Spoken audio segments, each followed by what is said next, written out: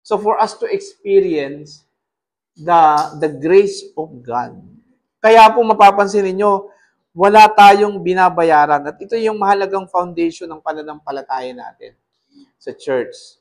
We are not saved by going to the church, keeping the rules of the church, or aktibo ka sa mga activities na hindi po yon. Ang foundation natin is we are saved by grace through faith. So, yan po yung una. Mayaman ang kabutihan ng Diyos dahil makikita po ito sa kanyang biyaya. Okay.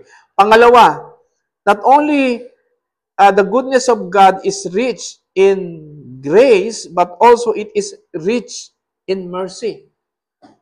Okay, rich in mercy. Pastor, magkaiba po ba yung mercy at grace? Yes. Sa letra pa lang, magkaiba na. Di po ba?